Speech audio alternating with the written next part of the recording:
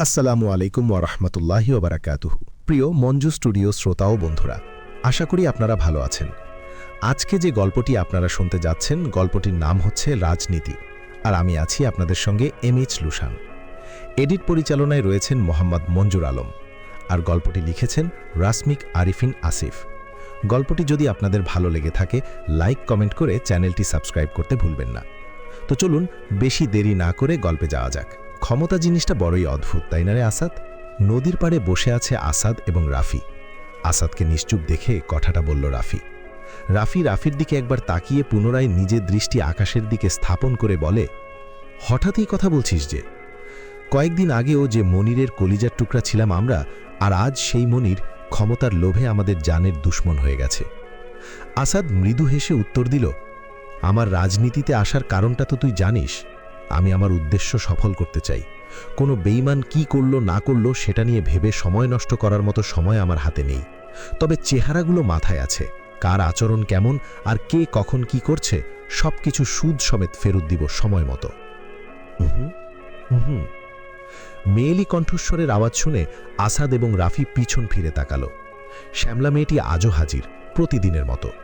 পরনে কালো শাড়ি, লম্বা চুল কোমার ছুঁই ছুঁই, চোখে হালকা কাজল, কপালে কালো টিপ। বেশ লাগছে মায়াবতীকে, বলতেই হবে। আচ্ছা তোরা কথা বল, আমি বাকিদের সাথে ওই দিকটায় আছি।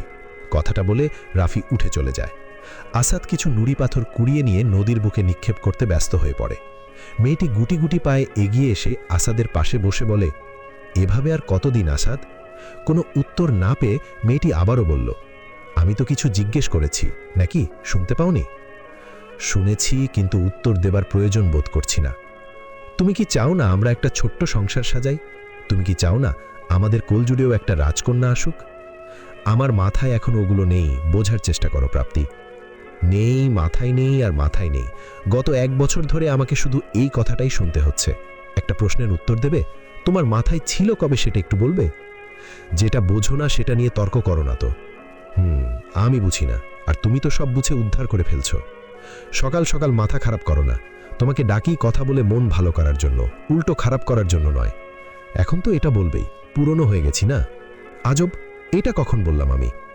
সব কথা মুখে বলতে হয় না, কিছু কথা বুঝে নিতে হয়। তোমার তো আবার সবকিছুতে 2 লাইন বেশি বুঝতে হয়। কথা এত না পেঁচিয়ে সোজাসুজি বলে দিলেই তো পারো। আমাকে আর ভালো লাগে না তোমার? আমি তোমার সাথে থাকলে পাগল হয়ে যাব। থাকো তুমি, আমি গেলাম, কাজ আছে। যাও যাও, যেদিন থাকবো না সেদিন বুঝবে। আসাদ কোনো উত্তর না দিয়ে চলে যায় রাফিদের কাছে। বাকিরা আসাদের রাগান্বিত চেহারা দেখে কিছু জিজ্ঞেস করার সাহস কুলিয়ে পেল না। বাইকে বসে বাইকটা স্টার্ট দিয়ে রাফিকে বলে, আমি গেলাম, প্রাপ্তিকে বাসায় পৌঁছে দিয়ে তোরা চলে আসিস। রাফি কিছুটা চিন্তাকাতর হয়ে বলে, একা যাওয়াটা কি ঠিক হবে এখন? আমার কিছু হবে না, তোরা যা। আচ্ছা, সাবধানে যাস। আসাদ চলে গেলে রাফি গিয়ে প্রাপ্তির পাশে বসলে লক্ষ্য করে প্রাপ্তির চোখে জল। কিছুটা অবাক হয়ে প্রশ্ন করে, কি হলো, তুই কান্না করছো কেন? আসাদ আবার কিছু বলেছে তাই না? কান্নারত অবস্থায় উত্তর দিল, আমি আর সহ্য করতে পারছি না এইসব। অতিষ্ঠ হয়ে গেছি আসাদের আচরণে। দিন দিন কেমন খিটখিটে মেজাজের হয়ে যাচ্ছে ও। কোনো কথা ছোঁয়ানো যায় না। সব সময় ওর মাথায় রাজনীতি ঘোরে। বাসা থেকেও বিয়ের জন্য প্রেশার দিচ্ছে। কতদিন সামলানো যায় বলো? কি বলবো বুঝতে পারছি না। আসাদের রাজনীতিতে আসার একটা কারণ আছে। সেটাতে সফল না হওয়া পর্যন্ত অন্য কোনো দিকে মনোযোগ দেবে না। এই জায়গায় আসতে গত 2 বছর ধরে অক্লান্ত পরিশ্রম করেছে ও। সব সময় শুধু বলো কারণ আছে, কি কারণ সেটা না আসাদ বলে না তুমি বলো। বাদ দাও ওসব কথা, পরে কোনো একদিন বলবো নে। চলো বাসায় পৌঁছে দিই তোমাকে। লাগবে না, আমি একাই চলে যেতে পারবো। প্রাপ্তি উঠে চলে যায়। রাফি পিছন থেকে অনেকবার ডাকলেও প্রাপ্তি কোনো সাড়া দেয়নি। অন্যদিকে আসাদ অন্যমনস্ক হয়ে বাইক চালাচ্ছে। হঠাৎ একটা গুলি এসে ঝাঁঝরা করে দেয় আসাদের বুক। কে গুলি করেছে, কেন করেছে, সবটাই অজানা। চলন্ত বাইক গিয়ে বাড়ি খায় রাস্তার সাইড রেলিংয়ে। রক্তে মেখে গেছে পুরো জায়গাটা।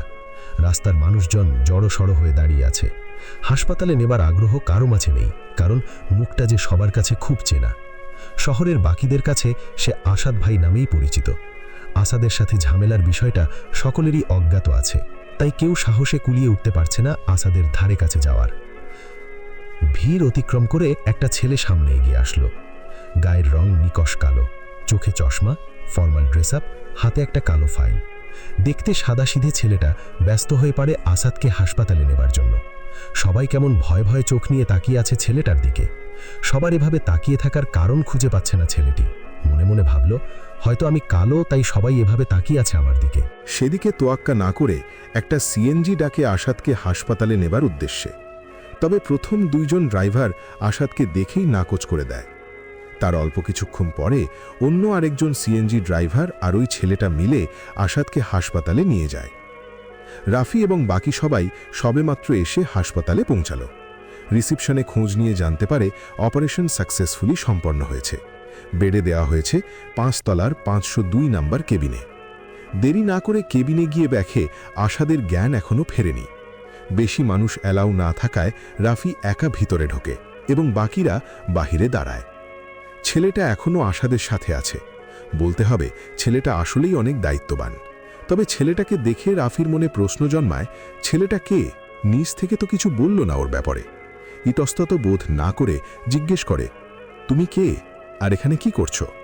ছেলেটার নজর ফিরিয়ে উত্তর দেবার আগেই রুমে একজন ডাক্তারের আগমন ঘটে। রাফির প্রশ্নের উত্তরে তিনি বলেন, উনি ছিলেন বলেই আজ পেশেন্ট বেঁচে আছেন, আর একটু লেট হলে বাঁচানো মুশকিল ছিল। রাফি ছেলেটার দিকে তাকিয়ে মলিন স্বরে বলে, কি বলে তোমাকে ধন্যবাদ দেব সেই ভাষা আমার জানা নেই। মুখে হাসি নিয়ে জবাব দিল, এখানে ধন্যবাদ দেবার কি আছে? আমার জায়গায় অন্য কেউ থাকলেও তো একই কাজ করত। না, করত না। এই শহরে আসাদ এক আতঙ্কের নাম। মানুষ আমাকে রাজনীতিবিদ কম, পশু হিসেবেই বেশি চেনে। সবাই জানে আসাদ একজন খুনি, যে ক্ষমতার অপব্যবহার করে মানুষের জীবন কেড়ে নেয়। জানো, যদি আমি আজ মারা যেতাম তাহলে সম্পূর্ণ শহরে খুশির জোয়ার বয়ে যেত। সবাই স্বস্তির ঘুম ঘুমাতে পারত। কাউকে নির্ঘুম রাত কাটাতে হতো না এই ভেবে যে কখন না জানি আসাদ নামক নরপশুটা আমার জীবন নামক পাখিটাকে কাঁছায় পুড়ে দেয়। আপনি মানুষ খুন করেন? আমি যাদের খুন করি তারা ভদ্র সমাজে মানুষ নামেই পরিচিত। তবে আমি আসাদের কাছে তারা এক একটা জানোয়ার। তাদের শাস্তি দেওয়ার জন্য তো আইন আছে। আপনি কেন আইন নিজের হাতে তুলে নেন? রাফির কাছে শুনে নিও এই ভদ্র সমাজের কাহিনী। তোরা এখন একটু বাহিরে যা, আমার ভালো লাগছে না। রাফি আসাদের মাথায় হাত বুলিয়ে দিয়ে বলে, আচ্ছা তুই বিশ্রাম নে, আমরা বাহিরে আছি। কোনো কিছুর দরকার হলে ডাক দিস। সিফাত এবং রাফি কেবিন থেকে বেরিয়ে যায়। বাহিরে বাকিদের সাথে সিফাতের পরিচয় করিয়ে দেয় রাফি। অল্প কিছু সময়ের মাঝেই ওরা একে অপরের সাথে বেশ ঘনিষ্ঠ হয়ে ওঠে। ফোনটা বেজে উঠলে মেয়েটি কল রিসিভ করে বলে, বল কি খবর? ছেলেটা ভয়ে ভয়ে বলল, আপু, আসাদ এখনো বেঁচে আছে। মানে? গুলি করার পরে কেউই ওকে সাহায্য করেনি, তবে কোথা থেকে যেন একটা ছেলে এসে হাসপাতালে নিয়ে যায়। মেয়েটি উচ্চস্বরে বলে, তোরা কি তখন ঘাস খাচ্ছিলি নাকি? চারদিকে অনেক মানুষ ছিল, অত মানুষের ভিড়ে কিছু করা সম্ভব ছিল না আপু। অজুহাত দেবার জন্যই তো তোদের রেখেছি, তাই না? ভুলেও আমার চোখের সামনে আসিস না, জান নিয়ে নিব, মাথায় রাখিস। কল কেটে ফোনটা বিছানায় রাখল। রাগ সামলাতে না পেরে নিজের চুল নিজেই টানছে, যেন গোড়া থেকে আলাদা করে ফেলবে। আসাদ এখন মোটামুটি সুস্থ। গুলি লাগার পর থেকে এখন পর্যন্ত গত 9 দিনে প্রাপ্তি আসাদকে একটা কল অবধি দেয়নি। আসাদও আর বিরক্ত করেনি। ভাবল হয়তো রেগে আছে, সময়ের সাথে সাথে সব ঠিক হয়ে যাবে। আসাদের ভাবনা, যে মেয়েটা একদিন কথা না বলে থাকতে পারত না, সেই মেয়েটা আজ 9 দিন যাবৎ আমার সাথে কথা বলে না। অভিমানের পাহাড় জন্মেছে হয়তো। ভাবনার অবসান ঘটিয়ে নিজের ফোন হাতে নিয়ে ডায়াল করল প্রাপ্তির নাম্বার। প্রথমবার রিং হলো, কিন্তু ফোন ধরার নামগন্ধ নেই। আসাদ ভাবছে, প্রাপ্তি ফোনটা ধরবে তো, নাকি রাগের পাহাড় নিয়েই বসে থাকবে। আচ্ছা, এতদিনে একটিবারও কি ওর ইচ্ছে হয়নি আমার খোঁজ নেবার? রাফি তো ওকে বলেছিল আমার গুলি লেগেছে। মানলাম বাসায় এসে দেখে যেতে পারবে না, তবে বাহিরে তো দেখা করতেই পারত। ভাবনার অবসান ঘটে ফোনের রিংটোনে। স্ক্রিনে প্রাপ্তির নাম্বার ভাসছে। কল রিসিভ করলে অতর প্রান্ত থেকে প্রাপ্তি বলে, কল করেছিলে? বলো, কি বলবে? ব্যস্ত খুব? জি, একটু কাজ করছিলাম। বাসায় আজ ফুপিমণি আসবেন। হঠাৎ? আজব, আসতে পারেন না নাকি? সেটা কখন বললাম, এমনি জানতে চাইলাম। ভালো। তুমি কি আমার উপরে রেগে আছো? না। এতদিনে একবার খোঁজ নেবারও প্রয়োজন বোধ করনি? হয়তো না। বিরক্ত হচ্ছ? না, বলো শুনছি। দেখা করতে পারবে আজকে? বললাম না ফুপিমণি আসবেন বাসায়, কাজ আছে অনেক। ঘর গুছাতে হবে, রান্না করতে হবে, আরও অনেক কাজ। ওহ আচ্ছা, সময় পেলে ফোন দিও। Tata, by. কল কেটে ফোনের দিকে তাকিয়ে কিছুক্ষণ হেসে নিল আসাদ। পাগলিটা বড্ড বেশি অভিমান করে ফেলেছে। দেখা করুক একবার, সব অভিমান ভাঙিয়ে দিব নিমিষেই। সিফাত রান্না করতে ব্যস্ত। বলতে হবে ছেলেটা ভালোই রান্না করতে পারে। চাচিকে রান্নার কাজে সাহায্য করতে করতে নিজেও রান্নাবান্নার বিষয়গুলো বেশ আয়ত্ত করে নিয়েছে।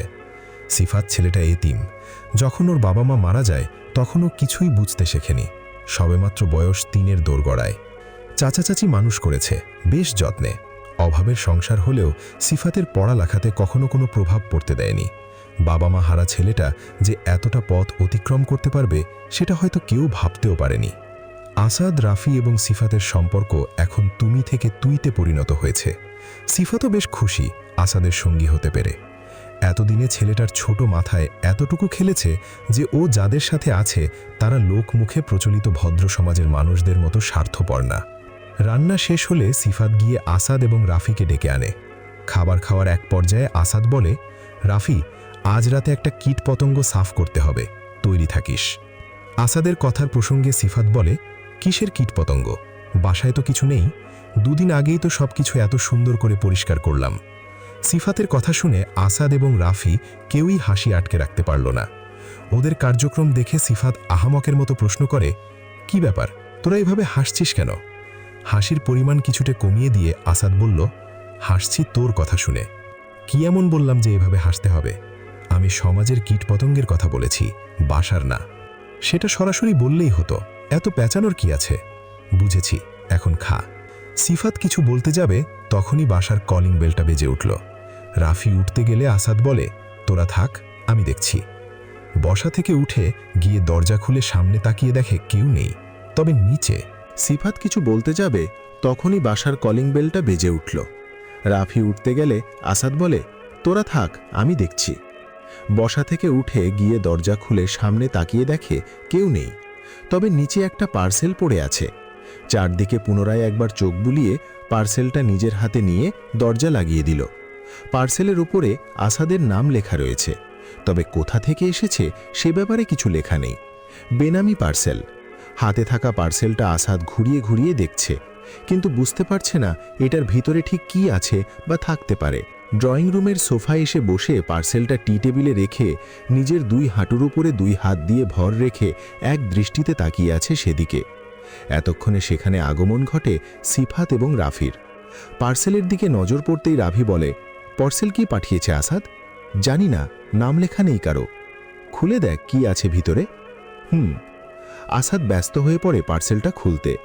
র্যাপিং পেপার ছিলে বাক্সটা খুলে দেখে ভিতরে প্রাপ্তির একটা ছবি রাখা আছে এবং ছবির পিছনে কালো মার্কার দিয়ে লেখা, তুমি বিশ্বাস করো সে ভালোবাসে, তবে কাকে ভালোবাসে, তোমাকে নাকি তোমার প্রাণ ভোমরাকে? ছবিটা দেখে আসাদ যতটা না অবাক হয়েছে তার চেয়ে বেশি অবাক হয়েছে ছবির পিছনের লেখাটা দেখে। আসাদের অবাক চাহনি দেখে সিফাত বলে, কি হলো, এভাবে কি দেখছিস? রাফি কিছু জিজ্ঞেস না করে ছাবিটা আসাদের হাত থেকে নিয়ে সম্পূর্ণ বিষয়টা নিজের আয়ত্তে নিল। আসাদের মুখ থেকে কোনো উত্তর না পেয়ে সিফাত ও রাফির নেই একই কাজের পুনরাবৃত্তি ঘটায়। আসাদ এবং রাফি দুজনেই অবাকের শীর্ষে অবস্থান করলেও সিফাত স্বাভাবিকই রয়েছে। রাফি আসাদকে উদ্দেশ্য করে বলে, এসবের মানে কি? কেউ কি ফাইজলামি করে এগুলো করছে নাকি? আসাদ আত্মবিশ্বাসী দৃষ্টিতে রাফির দিকে তাকিয়ে বলে, না, এমন কাজ কেউ ফাইজলামি করে করবে বলে আমার মনে হয় না। নিশ্চয়ই এর মাঝে কোনো রহস্য আছে। আমি সেটা নিয়ে ভাবছি না, আমার চিন্তা হলো লেখাটা নিয়ে। যেই এই পার্সেলটা পাঠাক না কেন সে আমার হয় ভালো চায় নতুবা খারাপ চায়, কিন্তু মানুষটা কে হতে পারে? আসাদের কথা শেষ হলে সিফাত মুখে হাসি নিয়ে বলে, তুই না রাজনীতিবিদ? সিফাতের কথার আগাগোড়া বুঝতে না পেরে আসাদ প্রশ্ন করে, এর সাথে রাজনীতির কি সম্পর্ক থাকতে পারে? বাহিরের সকল চিন্তা মাথা থেকে ঝেড়ে ফেলে একজন রাজনীতিবিদের মতো ভাব, আশা করি তোর উত্তর তুই পেয়ে যাবি। সিফাতার কথা না বাড়িয়ে নিজের রুমের দিকে পা বাড়ায়। সিফাত চলে গেলে আসাদ হাফির দিকে প্রশ্নবিদ্ধ চোখে তাকিয়ে বলে, কি বলে গেল এগুলো? বুঝছিস কিছু? আমার ছোট মাথায় এগুলো খেলে না রে, তুই বরং ভাব। আমি রুমে গেলাম। রাফিও চলে যায় নিজের রুমে। আসাদ একা বসে আছে, মাথায় জড়ো হয়েছে নানান রকমের প্রশ্ন, কিন্তু উত্তর কে দেবে? ছবিটা নিজের হাতে নিয়ে আসাদ আবার সেই লেখাগুলোতে চোখ বুলায়। লেখাগুলোর কোনো মানে খুঁজে পাচ্ছে না ও। আসাদের ভাবনা কিছুটা এই রকম।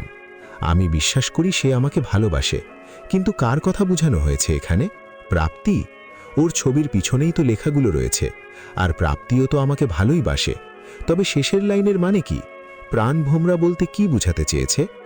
ছবিটা টেবিলের ওপরে ছুঁড়ে ফেলে হাত দিয়ে নিজের চুলগুলো টানতে টানতে আসাদ বলে, উফ, কিচ্ছু বুঝতে পারছি না আমি, মানে কি এইসবের? মাথার ওপর দিয়ে যাচ্ছে সবকিছু। পল্লব ভাই একটা কথা বলেছিল যখন আমি রাজনীতিতে নতুন নতুন পা রেখেছি, তখন রাজনীতিতে নিজের ছায়াকেও বিশ্বাস করতে নেই। আচ্ছা, তার কথার সাথে কি এই লেখাগুলোর কোনো মিল আছে বা থাকতে পারে? আসাদ তার ভাবনাগুলো সম্প্রসারিত করার আগেই ওর ফোনের মেসেজ টোনটা বেজে ওঠে। রেদোয়ানের নাম্বার থেকে মেসেজ এসেছে। লেখা ছিল, বিকেল 5টায় আমাদের সেই চিরচেনা জায়গায় আইসেন ভাই, জরুরি কথা আছে আপনার সাথে, আমি অপেক্ষায় থাকব। রেদোয়ানের নাম্বারে কল দিতে গিয়েও দিল না। আসাদ ভাবে, রেদোয়ানের আবার কি হলো? হঠাৎ জরুরি তলব, বাসায় তো আসতে পারত। বিকেল 5টা, আসাদ তৈরি হচ্ছে বের হওয়ার জন্য। বাসা থেকে বের হতে নিলে সিফাত জিজ্ঞেস করে, কোথায় যাচ্ছিস এখন? তেমন কিছু না, রেদোয়ান মেসেজ দিয়ে বলল কি নাকি জরুরি কথা আছে, সেখানেই যাচ্ছি। একা যাস নে। কেন, একা গেলে কি সমস্যা? যেতে বারণ করেছি তাই যাবি না, এখানে সমস্যা থাকা বা না থাকার কি আছে? আজব। আচ্ছা, নিয়ে যাব না একজনকে? একজন না, সবাইকে নিয়ে যাবি, এবং সবার সাথে গান রাখতে বলবি, মাস্ট বি। রেদোয়ান আমার গ্যাংয়েরই লোক, ওর সাথে দেখা করতে যাব, এতে গান নেবে কি আছে? সব প্রশ্নের উত্তর যদি আমিই দিই তাহলে তোর কাজ কি? মানে কিছু না, যেটা বললাম সেটা কর। আচ্ছা ঠিক আছে, তুই যাবি? না, আমার একটা কাজ আছে। তোর আবার কি কাজ এখন? পরে বলবো, তুই রাফিকে নিয়ে যা। ওকে, থাক তাহলে। আসাদ এবং রাফি বাসা থেকে বের হলে সিফাত নিজের ফোনটা হাতে নিয়ে কল করে একটা পরিচিত নাম্বারে। কলটা রিসিভ হলে বলে, আসাদ বেরিয়ে পড়েছে, আশা করি তোর কাজটা তুই ঠিক মতো করবি। জি ভাই। কল কেটে একটা রহস্যময় হাসি হাসে সিফাত, যে হাসির গভীরতা হয়তো অনেকটা বেশি। করতে পারছে না কোথায় শুনেছে, মাথায় জোর না দিয়ে পিছনে তাকালে দেখে অনন্যা ওর দিকে এগিয়ে আসছে, মুখে বিরল হাসি। ভার্সিটি জীবন একসাথেই কেটেছে ওদের, তবে দুর্বল আসাদ থেকে সবল হয়ে ওঠার রাস্তাটা ভীষণ কঠিন ছিল, আর সেই রাস্তায় আসাদের সঙ্গীদের মাঝে অনন্যাও একজন। মজার বিষয় হলো, অনন্যা আসাদকে সবভাবে সাহায্য করলেও আসাদের এটা অজানা, কিন্তু রাফি জানে অনন্যা আসাদের জন্য ঠিক কতটা করেছে। আসাদের সামনে এসে মুখে হাসি রেখে অনন্যা বলে, কি গো রাজনীতিবিদ, আমাকে তো ভুলেই গেলেন, না কোনো কল না মেসেজ, পর হয়ে গেছি বুঝি? আসাদ মাথা চুলকে বলে, আরে তেমন কিছু না, আসলে তোমার নতুন নাম্বার আমার কাছে নেই। পুরাতন নাম্বারে বেশ কয়েকবার যোগাযোগ করার চেষ্টা করেছি, কিন্তু সংযোগ হয়ে ওঠেনি। রাফির কাছে তো আমার নাম্বার ছিল, ওকে বলতে পারতা। কই, রাফি তো আমাকে কিছু বলেনি।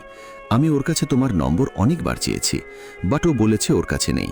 আচ্ছা বাদ দাও, চলো এক কাপ কফি খেয়ে আসি। ক্যান্টিনের সেই কফি আর জমজমাট আড্ডা, উফ, অনেক মিস করি। চলো, কফি পাগলি বলছে তোমাকে। বলছেই তো, কফি ছাড়া আর কিছু মাথায় আসে না তোমার। অনন্যা মুখ ভেঙচি কেটে বলে, তোমার মাথা। খুনসুটি করতে করতে ক্যান্টিনের সামনে চলে এসেছে। ভেতরে রাফি, সিফাত এবং বাকিরা সিঙ্গারার আড্ডায় মেতে উঠেছে। রাফির কাছে গিয়ে রাফির পিঠে একটা কিল বসিয়ে দিয়ে অনন্যা বলে, কি রে হারামি, তোর কাছে আমার নাম্বার নেই?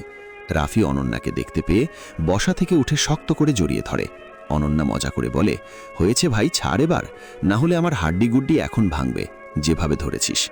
অনন্যাকে ছেড়ে দিয়ে বলে, এবার বল, হঠাৎ কি মনে করে? আমাকে তো একটাবার জানানোর প্রয়োজন বোধ করলি না যে তুই আজকে ক্যাম্পাসে আসবি? একটা থাপ্পড় মারব, তুই আগে আমার প্রশ্নের উত্তর দে। আমার নাম্বার নেই তোর কাছে? আছে, আসাদ চেয়েছিল, তো দিলি না কেন? তুই তো জানিস কেন দেইনি, তাও এই প্রশ্নটা কেন করছিস? দিতে পারতি, আমি নিজেকে সামলে নিয়েছি, আমার সমস্যা হতো না। আমার জিনিসটা না হয় একান্তই আমার থাক। যাগ্গে, বাদ দে ওই সব পুরনো কথা। এখন বল, তুই দেশে আসলি কবে? এই তো গতকাল রাতে এসেছি। নিজেকে আর আটকে রাখতে পারলাম না ক্যাম্পাসে আসা থেকে, তাই চলে এলাম টহল দিতে।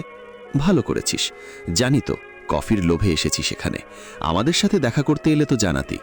আসাদের সাথে থেকে থেকে তুইও এখন আসাদের মতো কথা বলছিস। রাফি খানিক হেসে নিয়ে বলে, আচ্ছা তোরা ওই দিকটায় গিয়ে বস যা, আমি একটু পরে আসছি। ঠিক আছে। আসাদ এবং অনন্যা গিয়ে কর্নারের একটা টেবিলে বসল। আসাদ কফির অর্ডার দিয়ে অনন্যার সাথে কথা বলায় ব্যস্ত হয়ে পড়ে। এতদিন কোথায় ছিলে? ভার্সিটি লাইফ শেষ হবার পরে না কোনো খোঁজ, না কোনো খবর। একটা দীর্ঘশ্বাস ছেড়ে বলে, ছিলাম কারো স্মৃতিচারণে। মানে? বাদ দাও আমার কথা, তুমি বলো, এত অল্প সময়ে এত নামডাক কিভাবে? 2 বছর আগের আসাদ আর এখনকার আসাদের মধ্যে পার্থক্য আকাশ পাতাল। এতটা পরিবর্তন কিভাবে? আমি সেই আগের আসাদই রয়ে গেছি, শুধু তোমাদের দেখার নজরিয়াটা বদলে গেছে হয়তো। তারপর প্রাপ্তির কি খবর? আছে ভালোই। আগের মতোই রয়ে গেছে নাকি পরিবর্তন এসেছে? যেদিন থেকে আমি পরিবর্তন হয়েছি সেদিন থেকে ওর মাঝেও পরিবর্তন লক্ষ্য করেছি। এখন জানি না সেই পরিবর্তনটা কার জন্য এসেছে। আলবাদ তোমার জন্য, যেহেতু ও তোমাকে ভালোবাসে। হয়তো, আবার হয়তো না। হয়তো কেন বলছো? যাকে ভালোবাসো তাকে বোঝো না তুমি? আসাদ কিছু বলার আগেই পিচ্চি কফি নিয়ে হাজির। অনন্যাকে দেখে ফোকলা দাঁতের হাসি দিয়ে বলে, আপু তুমি কেমন আছো? কতদিন পর তোমাকে দেখলাম। মন খারাপ বলে বলে, এখন তো আর আগের মতো আসুই না। অনন্যা পিচ্চির গালে হাত বুলিয়ে বলে, কিভাবে আসবো রে সোনা?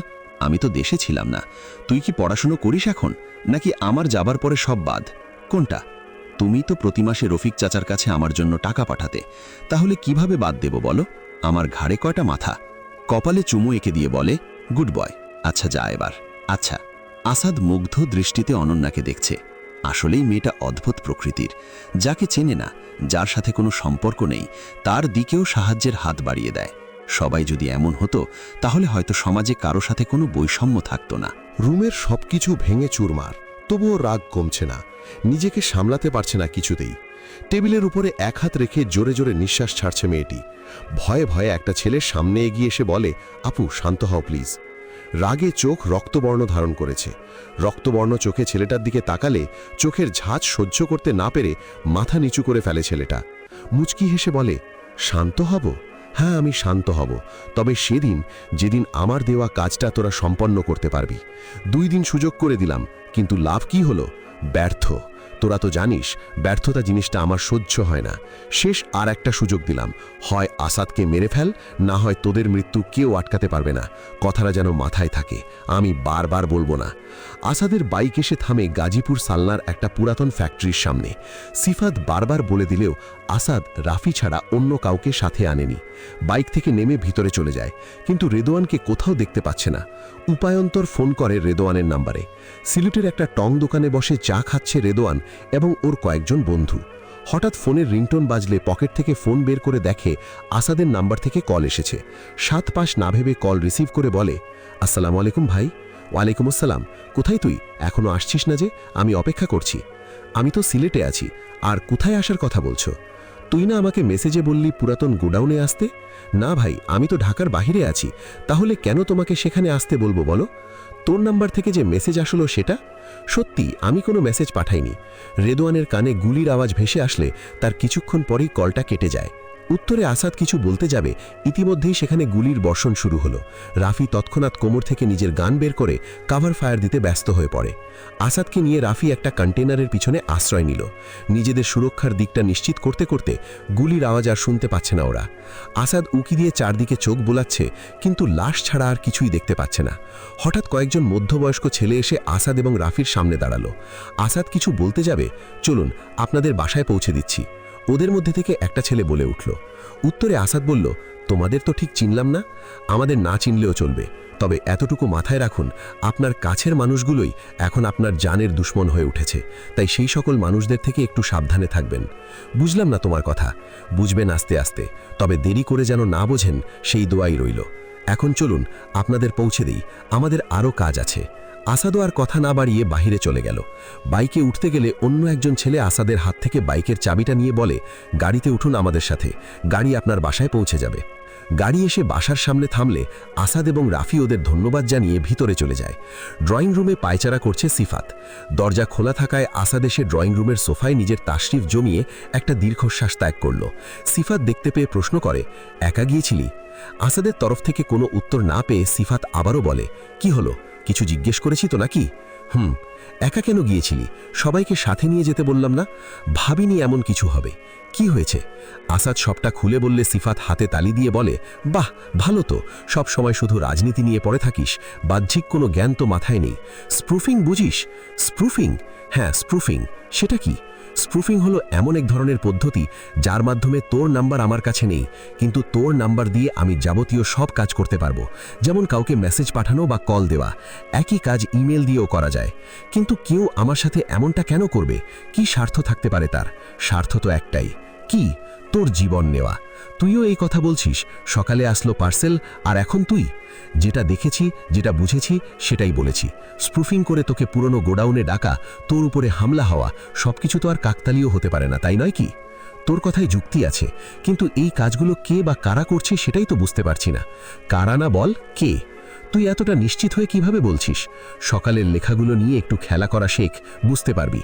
যাই হোক, তোরা বিশ্রাম নে, আমি বাহির থেকে একটু হেঁটে আসি, ভালো লাগছে না বসে থাকতে। আচ্ছা যা। সিফাত বাসা থেকে বের হয়ে শান্ত মনে রাস্তা দিয়ে হাঁটছে। হঠাৎ একটা কালো জিপ গাড়ি এসে থামে ওর সামনে। শোন, আসাদের দিকে সবসময় নজর রাখবি, কারণ আসাদের জীবনের ঝুঁকি এখন অত্যাধিক মাত্রায় বেড়ে গেছে। সে আসাদকে প্রাণে না মারা অবধি শান্তি পাবে না। ভাই, আমরা তো জানি কাজটা কে করছে, তাকে রাস্তা থেকে সরিয়ে দিলেই তো হয়। না, আমি চাই আসাদ এই রহস্যের শিখরে পৌঁছাক। পারবে কি জানা নেই আমার। আসাদ নিজেকে রাজনীতিবিদ বলে দাবি করে, কিন্তু ও এখনও রাজনীতিতে ভীষণ রকমের কাঁচা একজন খেলোয়াড়। রাজনীতির মারপ্যাচ বুঝে উঠতে উঠতে ওর অনেকটা সময় পার হয়ে যাবে। তুই যেটা ভালো বোঝো, আমরা আসাদের ছায়া হয়ে থাকব, তুমি সে বিষয়ে চিন্তা করো না। নিরাশ যেন না হতে হয়, সেদিকে খেয়াল রেখিস। আচ্ছা ভাই। আমাকে নামিয়ে দিয়ে আয়, অনেকটা সময় পার হয়ে গেছে। জি। ফোনের স্ক্রিনে প্রাপ্তির ছবি ভাসছে। আসাদ এক মনে তাকিয়ে আছে সেদিকে। কেউ যে ওর জানের ভোকা হয়ে উঠেছে, সেই চিন্তা এখন ওর মাথায় নেই।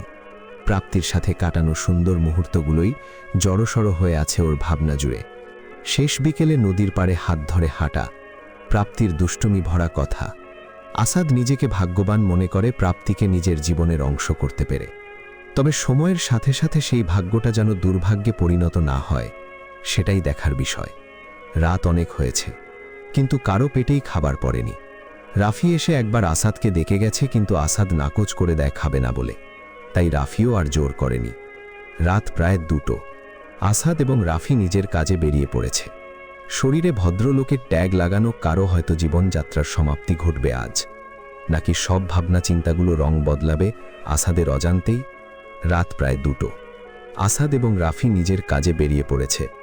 শরীরে ভদ্রলোকের ট্যাগ লাগানো কারো হয়তো জীবনযাত্রার সমাপ্তি ঘটবে আজ, নাকি সব ভাবনা চিন্তাগুলো রং বদলাবে আসাদের অজান্তেই। শিক্ষক নামটা শুনলেই একটা স্বস্তি পাওয়া যায়, তাই না? যে ছাত্রদের নিজের হাতে গড়ে তোলে, স্নেহ ভালোবাসা দিয়ে।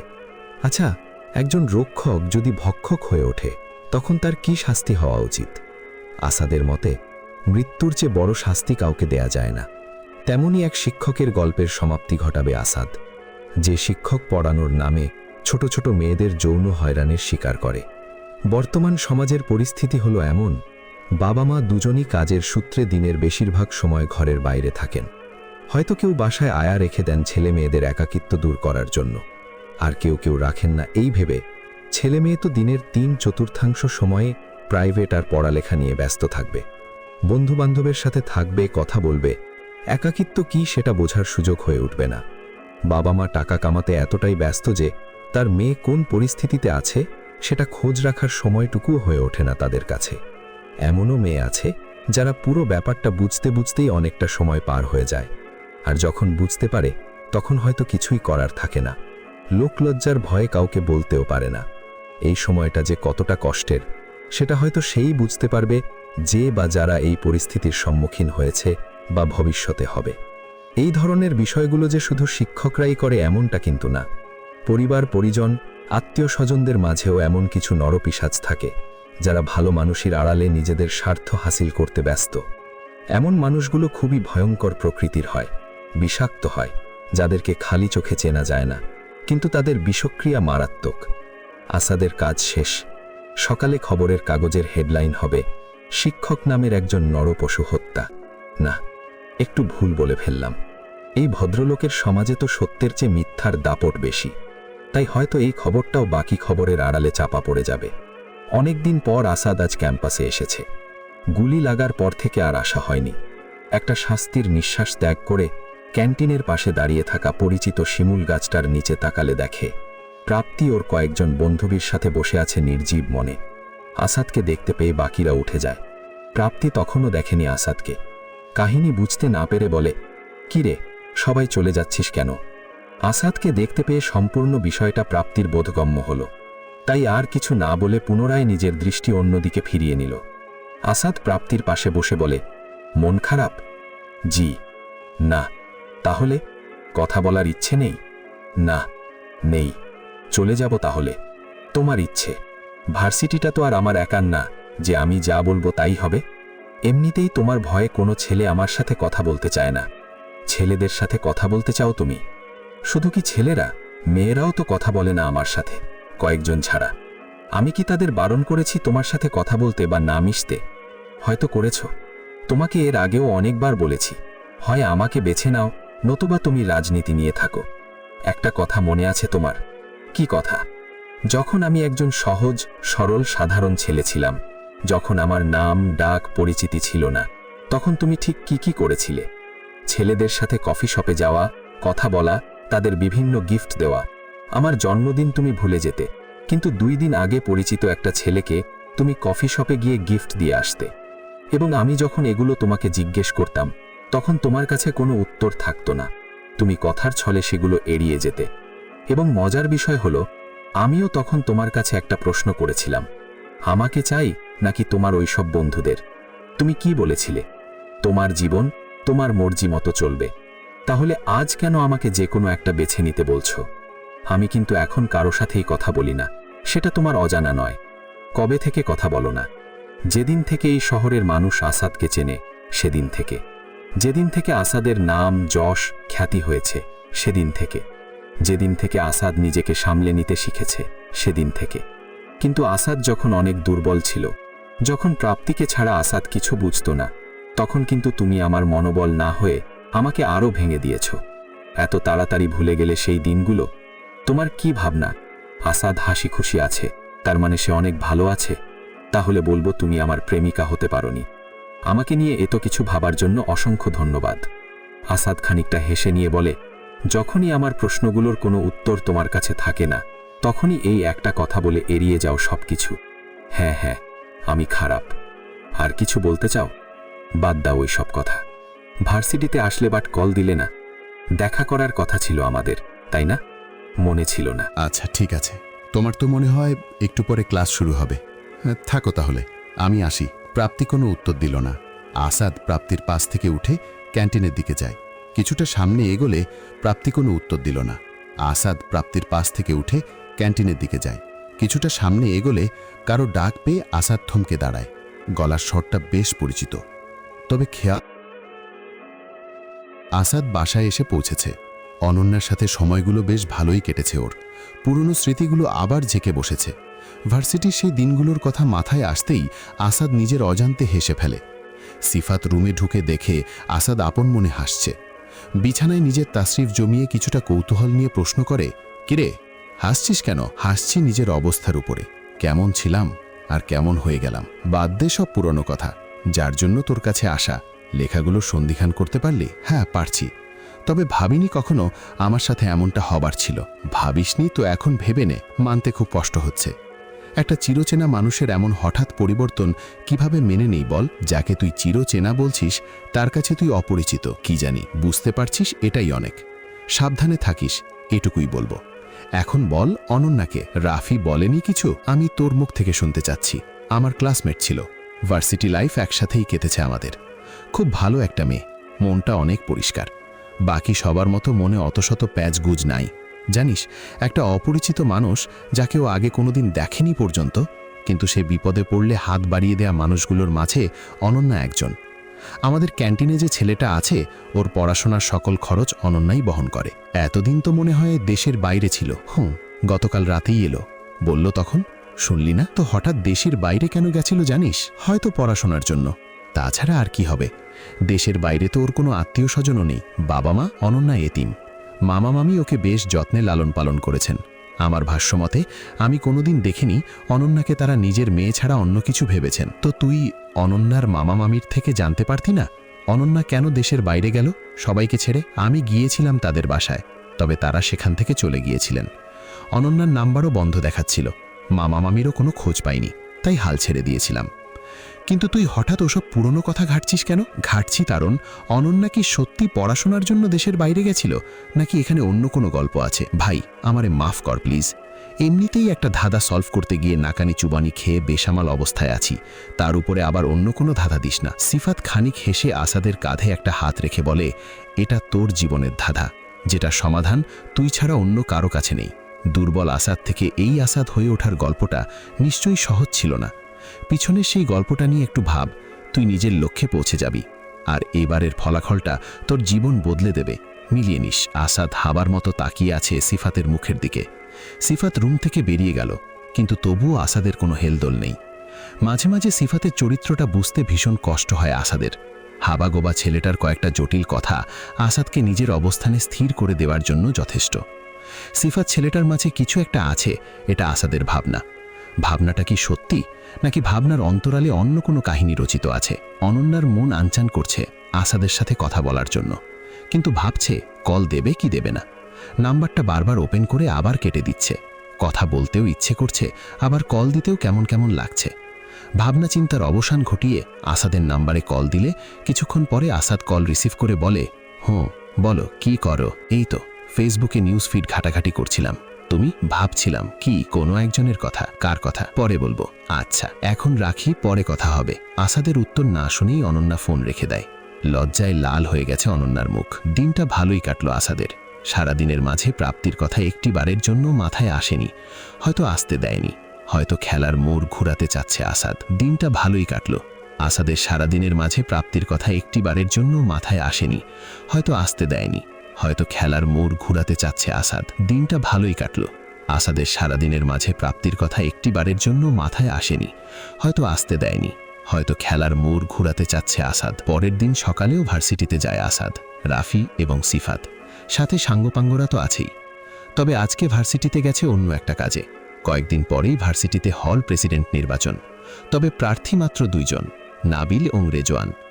আসাদ নাবিলের পক্ষে থেকেই সম্পূর্ণ নির্বাচনটা সুষ্ঠুভাবে সম্পন্ন করতে চাচ্ছে। অবশ্য নাবিলকে সাপোর্ট করার পিছনে যথেষ্ট কারণও আছে, কারণ নাবিলের মাঝে আসাদ নিজেকে দেখতে পায়। ভার্সিটিতে কারো কোনো সমস্যা হলে সবার আগে যদি কাউকে পাওয়া যায় সে হলো এ নাবিল, হোক সেটা ছোট বা বড় ধরনের কোনো সমস্যা। তো যার মাঝে মানুষকে সাহায্য করার প্রবণতা রয়েছে, সে নিশ্চয়ই একটা হল সামলানোর মতো সক্ষমতা রাখে নিজের মাঝে। আসাদ নাবিলকে সাপোর্ট করছে দেখে উপায়ন্তর রেজওয়ান ছুটে গেছে বাপ্পির কাছে। বলা বাহুল্য, আসাদ এবং বাপ্পি একসময় সেরা বন্ধুত্বের খেতাব বহন করেছিল ভার্সিটিতে। তবে এখন একজন আরেকজনের চোখের বিষ।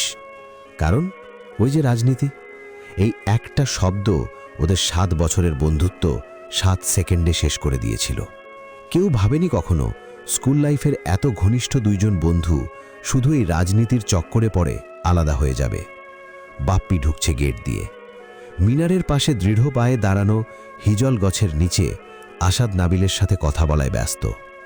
আসাদকে দেখে তাচ্ছিল্যের হাসি হাসল বাপ্পি। আসাদ গ্রাহ্য করেনি। দুজনের চোখাচোখি শেষ হলে বাপ্পি মিনারের 2 সিঁড়ি ওপরে উঠে হাতে একটা মাইক নিয়ে বলে, আর কয়েকদিন পরেই তো ইলেকশন।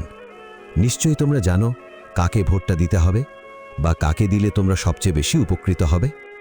এখন আসি মূল কথায়। প্রেসিডেন্ট সবাই হতে পারে, কিন্তু সবাই দায়িত্ব পালন করতে পারে না। তাই দায়িত্ববান কেউই এই পদ পাওয়ার যোগ্যতা রাখে বলে আমি মনে করি। আমার মতে রেজওয়ানের চেয়ে ভালো প্রেসিডেন্ট তোমরা অত্র ভার্সিটিতে চিরুনি তল্লাশি চালালেও আর একজন পাবে না। তাই কারো প্ররোচনায় না এসে নিজেদের ভালোটা বুঝতে শেখো। কথাগুলো বলে খানিক জিরিয়ে নিল বাপ্পি। অতঃপর আসাদের দিকে তাকিয়ে ঠাট্টার ছলে বলে, অনেকে তো কোনো যোগ্যতা ছাড়াই রাজনীতিতে চলে আসে। অতএব সেসব যোগ্যতাহীন মানুষদের যতটা পারবে এড়িয়ে চলবে। নিজের কথাগুলো শেষ করে মুচকি হেসে হাত দিয়ে মাইকটা এগিয়ে আহ্বান করে আসাদকে নিজের কথা বলার জন্য। আসাদও প্রতিউত্তরে মুচকি হেসে মাইকটা হাতে তুলে নেয়। 2 আঙুল দিয়ে মাইকে 2 বাড়ি মেরে বলতে আরম্ভ করে, সবাই এত দূরে দূরে দাঁড়িয়ে আছো কেন? মিনারের কাছে এসো, কথা আছে তোমাদের সাথে। আসাদের ডাকে সকলে সাড়া দিয়ে ধীরে ধীরে মিনারের কাছে এসে ভিড় জমালো। আসাদ বলে, তোমাদের কাছে আমার কিছু প্রশ্ন আছে। সকলে উত্তর দেবে আশা করি। সকলে হ্যাঁ সূচক মাথা নাড়ালে। আসাদের প্রথম প্রশ্ন, মনে করো তোমাদের সামনে দুটো মোবাইল আছে, একটা দেখতে অনেক সুন্দর, পিছনে 4টে ক্যামেরা, ফিঙ্গারপ্রিন্ট সেন্সারও আছে, বড় সাইজের ডিসপ্লে, কিন্তু প্রসেসর ভালো না। অন্য ফোনে প্রথমটার মতো 4টে ক্যামেরা নেই, অনেক বড় ডিসপ্লে নেই, কিন্তু প্রসেসর অনেক ভালো।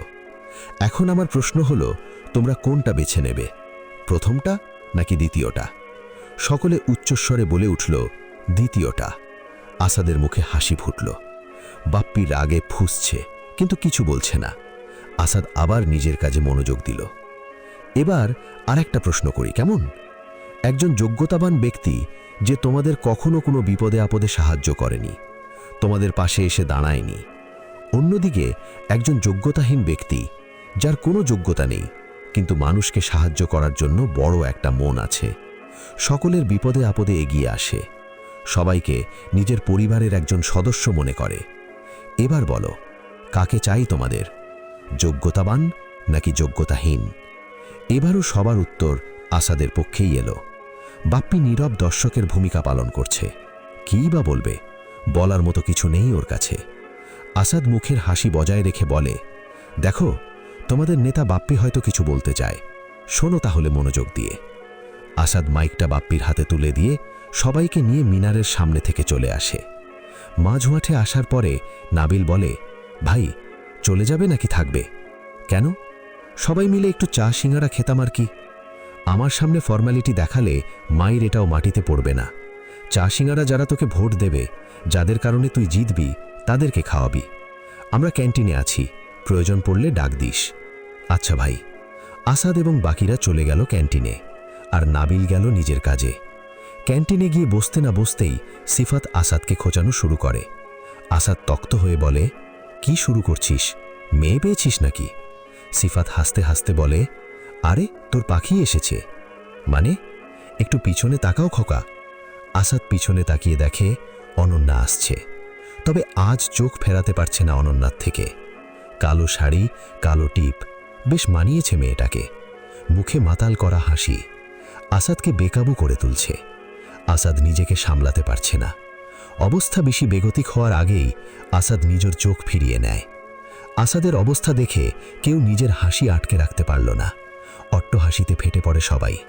ইতিমধ্যে অনন্যাও সেখানে হাজির হলো। বেশ উৎফুল্লের সাথে জিজ্ঞেস করে, কি ব্যাপার, তোমরা এত হাসাহাসি করছো কেন? আমাকেও বলো। রাফি আসাদের কাঁধে হাত রেখে বলে, তেমন কিছু না, আসলে একজন হারিয়ে ফেলছিল নিজেকে অন্য একজনের মাঝে, সেটাই দেখে হাসছি। এভাবে অর্ধেক কথা বলিস কেন? লাথি মারমু, পুরোটা বল। আরে একটা কুত্তা একটা কুত্তির দিকে হাঁ করে তাকিয়েছিল, সেটাই বলছি। কুত্তা কেমন ভাষা? কুকুর বলতে পারিস না? ওরা কুকুর না, ওরা কুত্তা। কই দেখি। রাফি বিড়বিড় করে বলে, নিজেকে কিভাবে দেখবি? এখানে তো আর আয়না নেই।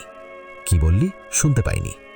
রাফি মুখ খোলার আগেই আসাদ বসা থেকে দাঁড়িয়ে অনন্যাকে বলে, আরে ওদের কথা বাদ দাও তো, চলো ওই দিকটায় গিয়ে বসি।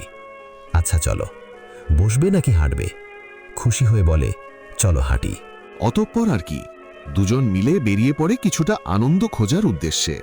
তবে ভার্সিটির বাহিরে বাইকে উঠতে গেলে দেখা হয় প্রাপ্তির সাথে। প্রাপ্তি আসাদের দিকে তাকিয়ে বলে, এসব কি আসাদ, তুমি ওর সাথে কি করছো? প্রাপ্তির কানের কাছে মুখ নিয়ে গিয়ে আসাদ বলে, তুমি আমার সেই ছাত্রী যাকে আমি শিখিয়েছি সব নিজের হাতে। শিষ্য হয়ে গুরুকে তুমি মারবে কি শর্তে? যদি করতে ভুল, তবে ক্ষমা পেতে বারংবার। তবে করেছ যে অন্যায়, তুমিই বলো সেটার কি ক্ষমা হয়? প্রাপ্তি নির্বাক, বলার ভাষা হারিয়ে ফেলেছে। আসাদ মুচকি হেসে অনন্যাকে নিয়ে বেরিয়ে গেল প্রাপ্তির সামনে থেকে। প্রাপ্তি নির্বাক তাকিয়ে আছে ওদের চলে যাবার দিকে। ক্যান্টিনে ঢুকে রাফিকে দেখে প্রাপ্তি ওকে ডাক দিল। প্রাপ্তির ডাকে সাড়া দিয়ে রাফি বলে, বলো, কিছু কথা ছিল। কেন? কিছু কথা ছিল। বলো না। এখানে নয়, ওই দিকটা চলো। হাত দিয়ে ক্যান্টিনের পেছনের গেটের দিকে ইশারা করে বলে প্রাপ্তি। কেন এখানে বললে কি প্রবলেম? এত প্রশ্ন না করে চলো প্লিজ। আচ্ছা চলো। রাফি চলে যেতে নিলে সিফাত প্রশ্ন করে, কোথায় যাচ্ছিস? এই তো একটু পেছনের গেটে যাচ্ছি। কেন? প্রাপ্তির নাকি কি বলবে তার জন্য। যা বলার এখানে বলতে বল, অন্য কোথাও যাবার প্রয়োজন নেই। প্রাপ্তির নাকি সমস্যা আছে এখানে, তোরা একটু বস, আমি এক্ষুনি চলে আসব। আমি কিন্তু বারণ করছি রাফি। সিফাতের কথার তোয়াক্কা না করে রাফি চলে যায় প্রাপ্তির সাথে। পেছনের গেটের কাছে গিয়ে দাঁড়িয়ে রাফি বলে, বলো, কি বলবে? বলবো না করব? মানে 1 2 3 সারপ্রাইজ! আসাদ এবং অনন্যা ভার্সিটিতে ফিরে এসেছে। বাইক থেকে নেমে অনন্যা আসাদের হাতের ওপরে হাত রেখে বলে, থ্যাঙ্কস, এত সুন্দর একটা সময় আমাকে উপহার দেবার জন্য। শুধু থ্যাঙ্কস? তাহলে খিচুড়ি হলে মন্দ হতো না। অনন্যা মুচকি হেসে বলে, ও এই ব্যাপার, আচ্ছা ঠিক আছে, কালকে বানিয়ে আনবো। ওকে, তুমি ভিতরে যাও, আমি বাইক রেখে আসছি। একসাথেই যাই, সমস্যা নেই। তাহলে একটু ওয়েট করো। আসাদ বাইক পার্ক করে এসে, চলো। আসাদ এবং অনন্যা ক্যান্টিনে গিয়ে দেখে সিফাত এবং বাকিরা বসে আছে, তবে রাফি নেই। সিফাতের কাছ থেকে জিজ্ঞেস করলে বলে, রাফি তো প্রাপ্তির সাথে ক্যান্টিনের পেছনের গেটে গেছে। কখন গেছে? তা প্রায় 1 ঘন্টার মতো হয়েছে। পাগল নাকি তুই? আটকাতে পারলি না? আমি অনেকবার বলছি রাফিকে, কিন্তু ও শোনেনি। শোনেনি বলে তুই নিশ্চিন্তে এখানে বসে আছিস, তাই তো? তুই নিজেই আমাকে সবকিছু বললি, আর এখন নিজেই এত বড় ভুলটা কিভাবে করলি? তুই এত উত্তেজিত হচ্ছিস কেন? রাফির কিছু হবে না। বাহ, দারুণ বলেছিস তো। আসাদ ক্যান্টিন থেকে হনহন করে বেরিয়ে গেল। আসাদের পিছু পিছু বাকিরাও গেল। পিছনের গেটের কাছে গিয়ে দেখে কেউ নেই।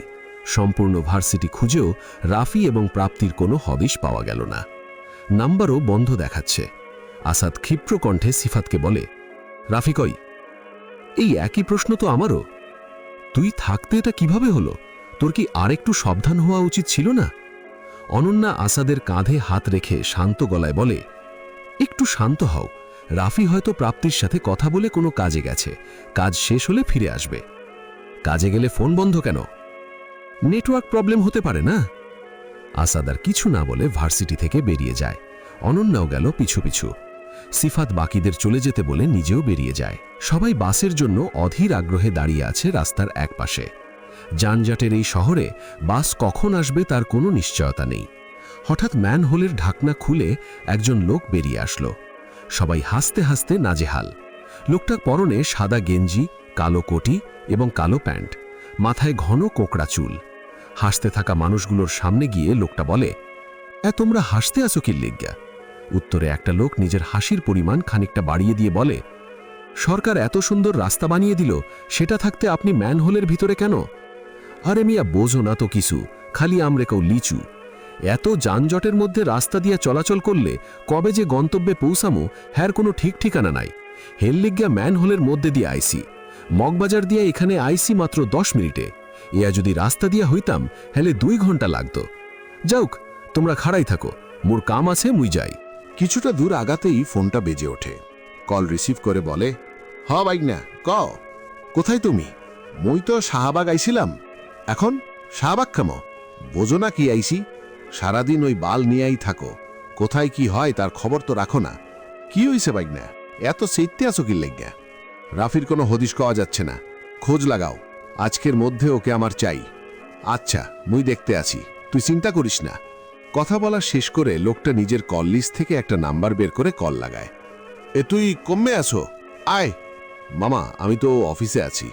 তুই তাই অফিসেই থাক, মুই আইতেছি। হঠাৎ অফিসে আসবেন, কোনো কাজ ছিল নাকি? আইয়া কমু আনে। আচ্ছা। কল কেটে পুনরায় রওনা দেয় মগবাজের উদ্দেশ্যে। অফিসে পৌঁছে লোকটা ভিতরে গিয়ে দেখে সবাই তাস খেলা এবং হাসি ঠাট্টায় ব্যস্ত। টেবিলের উপরে চাপড় মেরে কর্কশ গলায় বলে, তোগো কি এইগুলা করার লগ্যে রাখছি নাকি? কোন জায়গা কি হয় হেয়ার খবর তো রাহো না, খালি মজমা নিয়ে থাহো না। একজন বসা থেকে উঠে কিছুটা আগ্রহ নিয়ে বলে, মজমা কি মামা? নাটক করো মল্লগে, জানো না তোরা? জানলে কি আর জিজ্ঞেস করতাম, বলো। মজমা মানে মদ জুয়া মাইয়া মানুষ। ছেলেটা 2 হাতে নিজের কান চেপে ধরে বলে, তোমার এই কথা শোনার আগে আমি বধির হয়ে গেলাম না কেন? অভিনয় একটু কম করো বুঝছো, নাইলে উষ্টা মাইরা দাঁত কয়টা বাইং গেলামু। ওকে মামু, বেটকি মাইরো না, যে কামের লগ্গে আইসি হেইয়া হন। বলো না। রাফি নাকি নিখোঁজ? Bike নামরে phone দেছেলে। তোগো উপার নাকি দায়িত্ব আছেলে হোগো দেখকে শূন্য রাহার? মামা, ভাই তো আমাদের বলছিল আসাদের উপরে নজর রাখতে, রাফির ব্যাপারে তো কিছু বলেনি।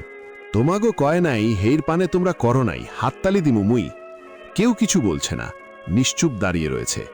মামা আভার বলে, হন সবাইরে কামে লাগা যাইতে ক, যত তাড়াতাড়ি পারো রাফিরে খুঁজ্জা বাইর কর, নাইলে বাইগনা যে কি করবে হেয়া কিন্তু মুই কইতে পারি না। আচ্ছা মামা, তুমি নিশ্চিন্ত থাকো, আমরা দেখছি কি করা যায়। তোগো জ্বালায় আর নিশ্চিন্ত থার কোনো কায়দা আছে নাকি? আয় গেছিলাম 2 পেগ মারমু বললা, কিন্তু বাইগনা ফোনটা দেশে এমন সময়। আরে তুমি তাহলে যাও খাইতে, আমরা কাজে গেলাম। ছেলেগুলো রুম থেকে বেরিয়ে গেলে মামা একটা চেয়ার টেনে বসে পড়লেন, কপালে হাত দিয়ে বলেন, এককালে গাইম্যা গেছি রে, বুড়া হইছি, এত কাম করা যায় নাকি? আচমকাই নিজের জিভ দাঁত দিয়ে কেটে বলেন, ওমা এ মুই কি কই, মুই তো এখনো জুয়ান, বুড়া কেমনে হইলাম? এখনো তো বাইগনার লইগে একটা মামি আনতে হইবে। মোরদা দোষ কোথায়? এত প্রেসার দিলে কি মাথা ঠিক থাকে নাকি? আয় মামা নিজেই নিজের সাথে বকবক করতে ব্যস্ত হয়ে পড়লেন। আসাদ ড্রয়িং রুমে পাইচারি করছে, সিফাত এবং অনন্যাও আছে অবশ্য। অনন্যা আসাদকে শান্ত করতে না পেরে নিজেই চুপটি মেরে বসে আছে সোফার উপরে। সিফাত বলে বলে ক্লান্ত হয়ে গেছে যে রাফি ফিরে আসবে, ওর কিছু হবে না, কিন্তু আসাদ মানতে নারাজ। সযক্ষে রাফিকে দেখা না অবধি আসাদের মনে শান্তি মেলবে না। দুপুরেও কিছু খায়নি ছেলেটা। আসাদ না খাওয়ায় সিফাত এবং অনন্যার পেটেও কিছু পড়েনি, মুখটা শুকিয়ে গেছে চিন্তায় চিন্তায়। আসাদের লোকজনও কোনো খোঁজ পাচ্ছে না। কিছুক্ষণ পরে ডোরবেল বাজলে আসাদ গিয়ে গেট খুলে দেখে রাফি দাঁড়ানো, মাথায় ব্যান্ডেজ মেঁচানো আছে, ব্যান্ডেজের কোনা দিয়ে রক্ত বেরোচ্ছে চুইয়ে চুইয়ে। রাফিকে আসাদ নিজের বুকের সাথে মিলিয়ে নিয়ে বলে, তুই ঠিক আছিস তো ভাই? কতটা চিন্তায় ফেলেছিলিস জানিস, দম বন্ধ হয়ে আসছিল। রাফি নিজেকে ছাড়িয়ে নিয়ে বলে, আরে আমার কিছু হয়নি, জাস্ট মাথায় একটু চোট লেগেছে। কিভাবে হলো এসব? নিশ্চয়ই প্রাপ্তির কাজ, তাই না? ভিতরে চল বলছি, দাঁড়িয়ে থাকতে পারছি না, মাথায় প্রচণ্ড ব্যথা। চল চল। আসাদ রাফিকে ধরে ভিতরে সোফায় বসালো, অতঃপর বলে, একটু ঘুমিয়ে নিবি নাকি? তাহলে মনে হয় আরাম লাগবে। না লাগবে না, আমি ঠিক আছি। তোর এই অবস্থা হলো কিভাবে? প্রাপ্তি করেছে তাই না? ওকে তো আমি মেরেই ফেলব। আসাদ উত্তেজিত হলে রাফি শান্ত গলায় বলে, আরে না, প্রাপ্তি কিছু করেনি। প্রাপ্তি তো তোকে ক্যান্টিনের পিছনের গেটে নিয়ে গেছিল। পুরো কথাটা তো শুনবি নাকি? বল, শুনছি। আজকে যে আমার জন্মদিন ছিল, সেটা তোর মাথায় আছে? আজকে তোর জন্মদিন? জানি হয়তো কাজের চাপে ভুলে গেছিস, তবে প্রাপ্তির মনে ছিল, আরও আমাকে ক্যান্টিনের পিছনের গেটে নিয়ে গিয়ে। কি ব্যাপার, এখানে আসলে কেন? ওখানে সবার সামনেই তো বলতে পারতা। পারতাম, তবে সারপ্রাইজটা আর থাকতো না। কিসের সারপ্রাইজ? নিজেই নিজের বার্থডে মনে রাখতে পারো না, আর বলছো কিসের সারপ্রাইজ? আজকে আমার বার্থডে ছিল। না গো, আমার ছিল, কিন্তু আমার বার্থডে হলে আসাদ নিশ্চয়ই উইশ করতো, ওর তো ভুলে যাবার কথা না। সে তো এখন অনন্যাকে নিয়ে ব্যস্ত, তোমার বার্থডে মনে রাখার সময় কি তার কাছে আছে নাকি?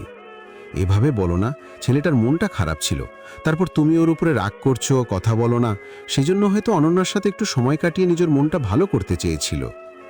বাহ, আমি রাগ করছি বলে অন্য মেয়ের সাথে ঘুরে নিজের মন ভালো করতে হবে, তাই না? আমাকে মানিয়ে নেওয়া যায় না।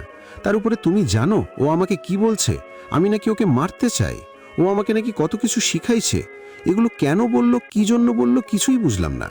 ধুর, বাদ দাও তোর কথা, মন ভালো হলে ঠিকই ফিরে আসবে। এখন বলো, আমার জন্য কি সারপ্রাইজ আছে? চোখ বন্ধ করো। রাফি নিজের চোখ বন্ধ করে বলে, এই নাও করলাম, 1 2 3 সারপ্রাইজ। রাফি নিজের চোখ খুলে দেখে সামনে মস্ত বড় একটা কেক হাতে নিয়ে দাঁড়িয়ে আছে একজন ছেলে। রাফি কেকটা কাটতে যাবে, তখনই বাহির থেকে কয়েকজন ছেলে এসে প্রাপ্তির মুখ চেপে ধরল। রাফি কিছু করতে গেলে ওদের মধ্যে থেকে একজন হকি স্টিক দিয়ে সজোরে আঘাত করে রাফির মাথায়। রাফি নিজের চোখ খুলে দেখে সামনে মস্ত বড় একটা কেক হাতে নিয়ে দাঁড়িয়ে আছে একজন ছেলে। রাফি কেকটা কাটতে যাবে, তখনই বাহির থেকে কয়েকজন ছেলে এসে প্রাপ্তির মুখ চেপে ধরল। রাফি কিছু করতে গেলে ওদের মধ্যে থেকে একজন হকি স্টিক দিয়ে সজোরে আঘাত করে রাফির মাথায়। এরপর আমার আর কিছু মনে নেই। আমার মাথায় কিভাবে ব্যান্ডেজ এলো, কে আমাকে হসপিটালে নিয়ে গেছিল, কিছুই না। শুধু একটু আগে কেউ একজন যখন আমাকে ডেকে তুলল, তখন চোখ খুলে দেখি একটা গাড়িতে বসে আছি, আর গাড়িটা ঠিক আমাদের বাসার সামনে দাঁড়িয়ে আছে। তবে মজার বিষয় কি জানিস, গাড়িতে যে ছেলেগুলো ছিল ওরাই আমাদেরকে বাঁচিয়েছিল। যেদিন আমরা রেজওয়ানের মেসেজ মোতাবেক গোডাউনে দেখা করতে গিয়েছিলাম এবং আমাদের উপর হামলা হয় সেদিন। আসাদ বুঝতে পারছে না কি বলবে, পুরনো চিন্তাগুলো এসে জেকে বসেছে। যদি আমি প্রাপ্তির ছবির পেছনের লেখাগুলোর কথা চিন্তা করি, তাহলে তো প্রাপ্তিই দোষী, কিন্তু রাফি তো অন্য কথা বলছে, আর রাফির কথার সাথে আমার চিন্তাভাবনাগুলো মিলছে না, কেমন তালগোল পাকিয়ে যাচ্ছে। এদিকে সিফাতের মুখে মুচকি মুচকি হাসি, যেটা আসাদের চোখ এড়ালো না। আসাদ এই হাসির কারণ খুঁজে পাচ্ছে না। খানিক কৌতূহলের সাথে সিফাতকে জিজ্ঞেস করে, কিরে তুই এভাবে হাসছিস কেন? সিফাত নিজের মুখের হাসি বজায় রেখে বলে, হাসছি রাফির কথা শুনে। রাফি কি এতক্ষণ হাসির কথা বলল নাকি? আহারে আসাদ, এখনো কিছু বুঝতে শিখলি না। নিজের মাথাটাকে একটু কাজে লাগা ভাই। এই মাথা নিয়ে তো রাজনীতি করতে পারবি না। সব সময় এত পেঁচানো কথা বলবি না তো, যা বলার খোলাখুলি স্পষ্টভাবে বলবি। না, আমি সব কিছু বলতে পারবো না। যদি আমি সবটা বলে দেই তাহলে তোর কি কাজ? আমার পক্ষে যতটুকু বলা সম্ভব ছিল বা যতটুকু করা সম্ভব ছিল আমি করেছি, বাকিটা তুই নিজেই করে নে। হ্যাঁ, যদি তোর সাহায্য লাগে তবে আমি আছি, কিন্তু তোকে তোর লক্ষ্যে পৌঁছে দেব? সরি রে, আমি পারবো না। নিজের লক্ষ্যে তুই নিজেই পৌঁছবি। যতটুকু করা সম্ভব বলতে বুঝলাম না ঠিক। কিছু না। আচ্ছা তোরা থাক, আর রাফি এক কাজ কর, একটু ঘুমিয়ে নে, তাহলে ভালো লাগবে, শরীরের দুর্বলতাটা কেটে যাবে। আমি একটু বাহির থেকে আসছি, ছোট্ট একটা কাজ আছে। যা। রাফি বেরিয়ে গেলে অনন্যা বলে, আসাদ আমিও বরং যাই, অনেকটা দেরি হয়ে গেছে, মামা মামি আবার চিন্তা করবে। আমি পৌঁছে দিয়ে আসব? না, তার দরকার হবে না, আমি সিএনজি নিয়ে চলে যেতে পারবো। তুমি রাফির কাছে থাকো যদি ওর কোনো কিছু দরকার হয়। আর হ্যাঁ, যে কোনো প্রয়োজনে সবার আগে ফোনটা যেন আমার কাছে আসে, কথাটা মাথায় রেখো। যথাজ্ঞা মহারানী, মাথায় থাকবে। অনন্যা বেরিয়ে গেলে আসাদ গেট লক করে রাফিকে নিয়ে রুমে চলে যায়। রুমটা বেশ গোছানো, তবে রুমটাতে আলোর বড্ড অভাব আছে। এত বড় রুমে মাত্র একটি লাইট। রুমের মাঝখানে একটি ইজি চেয়ার রাখা, যেখানে একটা মধ্যবয়স্ক ছেলে বসে আছে, আর ছেলেটার সামনে দাঁড়িয়ে আছে আরও অনেকগুলো ছেলে। ইজি চেয়ারে বসে থাকা ছেলেটি বলে, এবার বল সম্পূর্ণ কাহিনী, কিভাবে কি করলি? সামনে দাঁড়িয়ে থাকা ছেলেগুলোর মাঝে একটা ছেলে বলতে আরম্ভ করে, ভাই রাফিকে আমরা একটা পুরাতন গোডাউন থেকে উদ্ধার করি। ও সেখানে অজ্ঞান অবস্থায় ছিল। এরপর ওকে আমরা হসপিটালে নিয়ে যাই এবং প্রাথমিক চিকিৎসা করে বাসায় রেখে আসি, এতটুকুই। তবে গোডাউনে আমরা অন্য কাউকে খুঁজে পাইনি। কিন্তু রাফি যে বলল প্রাপ্তিকে ওর সাথে নেওয়া হয়েছে, তাহলে তো গোডাউনে প্রাপ্তিরও থাকার কথা। পুরো গোডাউনে রাফি ছড়া একটা কাকপক্ষীও ছিল না। ছেলেটার কথা শুনে ইজি চেয়ারে বসে থাকা ছেলেটি উঠে দাঁড়ায় এবং কোনো কথা না বলে হেসে হেসে রুম থেকে বেরিয়ে যায়। সিফাত রাস্তা দিয়ে হাঁটছে আর আসাদকে ফোন দিচ্ছে, কিন্তু আসাদ ফোন তুলছে না। উপায়ন্তর ফোনটা পকেটে রেখে সিফাত বাসার দিকে হাঁটতে আরম্ভ করে। বাসার সামনে গিয়ে কলিং বেল প্রেস করলে কিছুক্ষণ পর আসাদ এসে দরজা খুলে দেয়। আসাদের চোখের ঘুম ঘুম ভাবটা কাটেনি। হাত দিয়ে চোখ ডলতে ডলতে বলে, কিরে এত দেরি করে এলি যে? তুই না বললি একটু পরেই চলে আসবি? আমার কথা রাখ, তোকে যে এতগুলো ফোন দিলাম, ধরলি না কেন? কখন ফোন দিলি তুই? এই তো কিছুক্ষণ আগে। তাহলে হয়তো ঘুমোনো ছিলাম, তাই শুনতে পাইনি। আচ্ছা, তোর সাথে আমার কথা আছে, যা ফ্রেশ হয়ে ড্রয়িং রুমে আয়। আচ্ছা তুই বস, আমি চোখে মুখে পানি দিয়ে আসছি। সিফাতকে ড্রয়িং রুমে বসিয়ে আসাদ ওয়াশরুমে গিয়ে চোখে মুখে পানি দিয়ে সিফাতের পাশে এসে বসে এবং বলে, বল কি কথা? প্রাপ্তির কোনো খোঁজ পেলি? না, প্রাপ্তির ফোন তো বন্ধ বলছে। এখন তো আমারও চিন্তা হচ্ছে, রাফির কথা মোতাবেক যদি ওরা প্রাপ্তিকেও তুলে নিয়ে যায় তাহলে তো প্রাপ্তির সামনে বিপদ। আমাদের উচিত প্রাপ্তিকে খুঁজে বের করা। তুই কি বলিস? আমরা শুধু শুধু মেয়েটাকে ভুল বুঝলাম। সিফাত মুখে একগাল হাসি নিয়ে বলে, তুই এখনো বাচ্চাই রয়ে গেলি আসাদ। মানুষ তোকে যেটা দেখায়, যেটা বোঝায়, তুই ঠিক সেটাই বুঝে বসে থাকিস। নিজে থেকে কখনো কোনো রহস্যের উদ্ঘাটন করার চেষ্টা করিস না। তোর এই একটাই সমস্যা, আর এই জিনিসটা তোকে মৃত্যুর দিকেও ঠেলে দিতে পারে। কথাটা মাথায় রাখিস। আসাদ হাঁ হয়ে তাকিয়ে আছে সিফাতের মুখের দিকে। একটা রহস্যময়ী হাসি বিরাজ করছে সিফাতের মুখে। আসাদ ওই হাসির কারণটা বুঝতে চেষ্টা করছে, কিন্তু পারছে না। এমতাবস্থায় আসাদ হাঁ হয়ে তাকিয়ে আছে সিফাতের মুখের দিকে। একটা রহস্যময়ী হাসি বিরাজ করছে সিফাতের মুখে। আসাদ ওই হাসির কারণটা বুঝতে চেষ্টা করছে, কিন্তু পারছে না। এমতাবস্থায় সিফাত বলে, আচ্ছা শোন, তোকে একটা কথা বলি। কয়দিন পরেই তো ভার্সিটি ইলেকশন, তাই না? আর ভার্সিটি ইলেকশন শেষ হওয়ার 1 মাসের মধ্যে কিন্তু তোর পাড়াও এসে পড়বে। আমি জানি তোর মনে আমাকে নিয়ে অনেক প্রশ্ন আছে, আমার কাজকর্ম নিয়ে অনেক প্রশ্ন আছে, বা তোকে আমি এত কিছু বলি, কিভাবে বলি, কেন বলি, সব কিছু নিয়েই অনেকগুলো প্রশ্ন জমা হয়েছে তোর মাঝে। তো তুই যদি সামনের ইলেকশনে জয়লাভ করিস তাহলে তোকে বলবো সব কিছু। তাই বলছি, এখন এসব নিয়ে মাথা ঘামাস না। সামনে যেটা আসতে চলেছে সেটা নিয়ে ভাব, বাকিটা আমি সামলে নেব। আসাদের ঘোর এখনও কাটেনি। এতক্ষণ যেন সিফাতের কথাগুলো ও গিলে গিলে খেয়েছে, কিন্তু কিছুই বুঝতে পারেনি। তাই সিফাতের কথাই মেনে নিল আসাদ। সিফাতের হ্যাঁয়ের সাথে হ্যাঁ মিলালো। সিফাত মুচকি হেসে নিজের রুমে চলে যায়।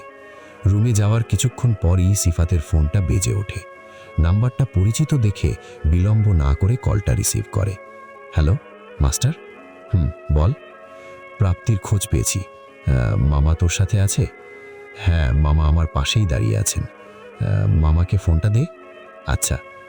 ভাইগনা কও। প্রাপ্তিকে নিয়ে আমার পার্সোনাল রুমে রাখো, আমি রাতে আসব।